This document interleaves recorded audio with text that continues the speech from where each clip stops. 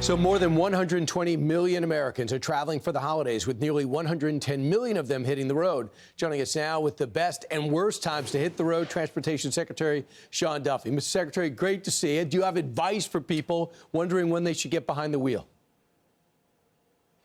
Well, it's going to be busy this holiday season, Brian. It's, as you mentioned, 110 million people are going to travel by car this Christmas holiday season. But what's great for the American people is, on average, gas prices are down 21 cents compared to last year. Thank you to Donald Trump's energy dominance policy, which is wonderful. On average, the American people are going to save $500 million in total. It's a President Trump gift to America this Christmas season. But again, I think as you look at weather, slow down, take your time, make sure you plan ahead, and don't rush yourself into your relative's home. Or don't rush back to your house after you get together for Christmas. Again, slowing down and making sure you take your time, staying safe on the roads, always critically important. So one thing you've made a mission of yours is to get illegal immigrant drivers off the road as they drive their trucks. More and more, we see more and more fatalities. Now we understand ICE has arrested 101 illegal truck drivers in California. They seem to be ignoring you. As a illegal trucker from China is blamed for a deadly crash earlier this month, and an illegal trucker accused in a fatal Washington crash gets released on, I think by mistake, on a $100,000 bond. Meanwhile, you're threatening a $24 million funding rescission to Colorado because they don't seem to be taking this seriously. So President Trump has said, make aviation and make our roads safer than the previous 4 years. He's given us that directive. I'm delighted that Secretary Noem is helpful on this front. Again, she's working on getting illegals out of trucks and out of the country, as well as everyone who's here illegally out of the country.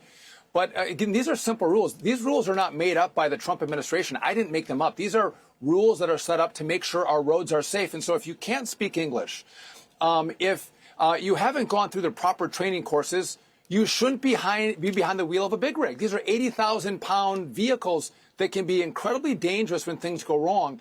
The problem is that you had Joe Biden that let tens of millions of people into the country, and then you have liberal governors who said, well, they got to work, so let's give them commercial driver's licenses and put them on the American roads, endangering the safety of the American people. You mentioned this individual who was driving a motor coach from China, illegal, and, taking the lives of good American folks. We want to do this right. And I don't have a law enforcement at US DOT, so I can't go in across the states and do these checks. I have to rely on the state's law enforcement to help me out. But what I can do, Brian, is I can pull their money. That's the leverage that I do have.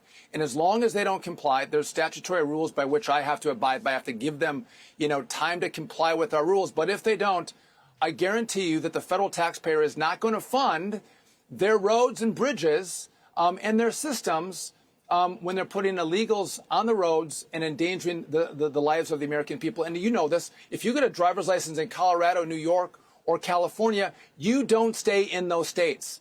You actually travel across the country, so you endanger every single American by putting an unqualified driver behind the wheel as they travel across all of the lower 48. Incredibly dangerous. So what does the governor of Colorado, Jared Polis, what does he say to you when you say, what the hell are you doing? Well, listen, there's not a good response. It's very easy to pull these licenses and say, we're going to revoke your license. We're going to pull them back. And they just slow walk it. They don't want to do it. I don't know what's wrong with the liberal mindset. I think good government would be governors that say, I'm going to keep my roads safe. I'm going to keep my people safe. But you see time and time again, you have liberal governors who are on the side of the illegal as opposed to their citizen. And again, a commercial driver's license, again, these are great paying jobs for American people, but they're well qualified. If you take illegals into the country and put them behind the wheel, to the stories that you just referenced, we see one of these stories about once a month where people are dying because, again, really dumb mistakes are being made on the American roadways because whether it's the training, whether it's the cultures that are different, you have governors putting these folks behind the wheel. And again, we're not going to stand for it. President Trump isn't going to stand for it. And again, we want to follow the rules. And again, I didn't create them. These go back decades because they're rules that were created to keep the American people safe on roads with 80,000-pound trucks that are delivering goods across the country, incredibly necessary. But again, it has to be done safely. The other problem is, I think the first state that you took on was California because they were abusing this. What is the resolve there? Because I know you were going to hold money back. So what California has done is, again, if you're in the state and Joe Biden gave you a work authorization, that work authorization might be there for 6 months. Well, after that, you very well may be illegal if you don't get an extension of that authorization. California was issuing licenses for up to a year, 2 years beyond the work authorization, again, illegal. Again, we have a lot of these, the CDL mills where you just have rampant fraud, Brian, where you have, illegals coming in, basically getting signed off on by the driving school, and then they go to the DMV and they get a license and they hit the road. They have no training. They have no skills. Again, we have started to pull money from California. There's a timeline in which we have to go through. We have to give time for the states to comply with us. We're required to do that. But when we don't get compliance, we pull cash. Now, California has said we are going to come into compliance.